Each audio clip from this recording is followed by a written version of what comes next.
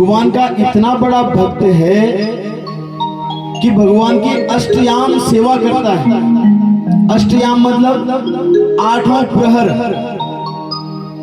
इतना बड़ा राजा है लेकिन भगवान के लिए गेहूं पीसना,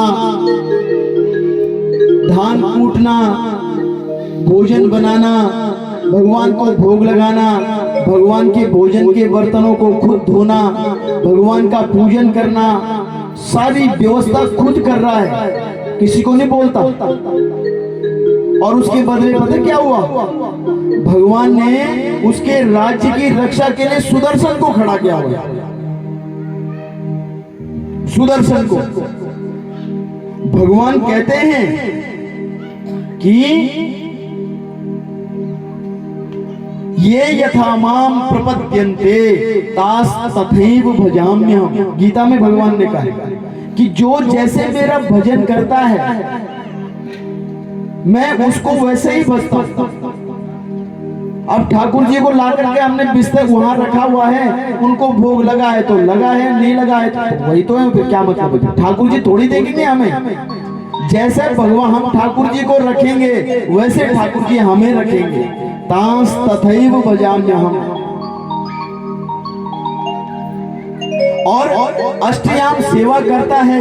एक बार जो है इसका एकादशी का व्रत था, दुर्वासा जी घर में आ गए। दुर्वासा जी ने कहा कि भाई मेरे साथ खूब सारे चेले हैं और आज भोजन तुम्हारे यहाँ होगा। अम्बरीश ने कहा प्रभु मेरे तो अहोभाग्य है, आप जैसा संत मेरे घर में पधारेगा। कह रहे हम स्नान करके आ रहे हैं और तब तक भंडारा तैयार रखा। अम्बरीश ने कहा प्रभु जो आ गया। भंडारा तैयार हो गया। अब एकादशी का व्रत था। एकादशी के व्रत का नियम ये है कि द्वादशी में पारायण होता है उसका। उस दिन संयोगवश द्वादशी थोड़ी देर थी। अब द्वादशी में उसका समाप्ति करना जरूरी है, पारायण द्वादशी में करना जरूरी है। अब वहां दुर्वासा जी देर लगा दी उन्होंने, समस्या हो गई। ब्राह्मणों से पूछा तो ब्राह्मणों ने कहा भाई तुम भगवान का चरणामृत पान कर लो, तुम्हारा व्रत पारायण समझा जाएगा और जब दुर्वासा जी आए तुम जो उनको भोजन करा देना। ठीक है साहब, भगवान का चरणामृत ग्रहण किया। अब दुर्वासा जी आए, दुर्वासा जी को पता लग गया इसने व्रत पारायण कर लिया। दुर्वासा जी क्रोधित हो गए। उन्होंने अपनी जटा उखाड़ी और एक नीचे पटकी कृत्या नामक राक्षसी पैदा हो गई। अब सुदर्शन तो पहले से ही था तैयार। सुदर्शन आया, उसने पहले तो राक्षसी का गला काटा, अब दुर्वासा जी के पीछे पड़ गया। तीनों लोगों में भागा। ब्रह्मा जी के पास गए, उन्होंने कहा हमारे बस का नहीं है। भगवान शंकर के पास गए, उन्होंने कहा हमारे बस के नहीं है। भगवान नारायण के पास गए और भगवान नारायण ने जो जवाब दिया, भगवान ने कहा अहम भक्त पराधीनो यह स्वतंत्र इव ध्वज। अहम भक्त पराधीनो यह स्वतंत्र इव ध्वज।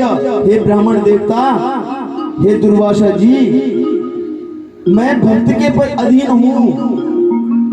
मेरा भक्त मेरे को जैसे रखता है मैं वैसे ही रहता हूँ। और आपने अपराध किया है अम्बरीश का, आप जाकर के अम्बरीश की शरण में जाओ, तब जाके ये सुदर्शन शांत होगा।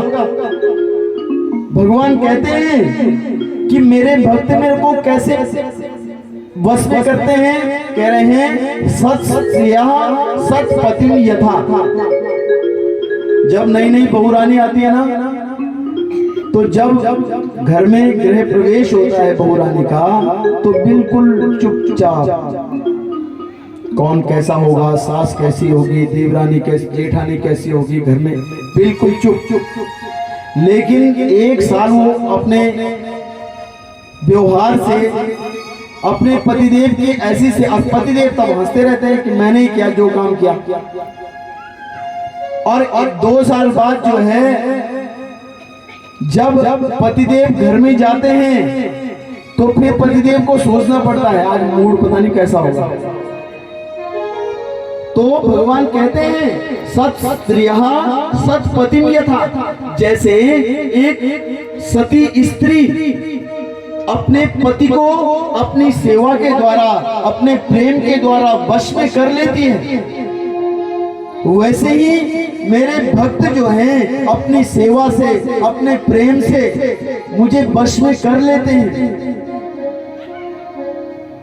और दुर्वासा जी जब अम्बरीश की शरण में गए, अम्बरीश ने कहा कि हे सुदर्शन जी, यदि भगवान का मैं भक्त, मैं थोड़ा सा भी भगवान का भक्त हूं, मैंने थोड़ा सा भी मन से भगवान का पूजन किया है, तो ऋषि को जो है आप छोड़ दें। और तब जाकर के सुदर्शन जी शांत हुए। यहां भी ये सारी कहानी सुनाने का केवल एक मतलब है कि एकदा गृहदासीषु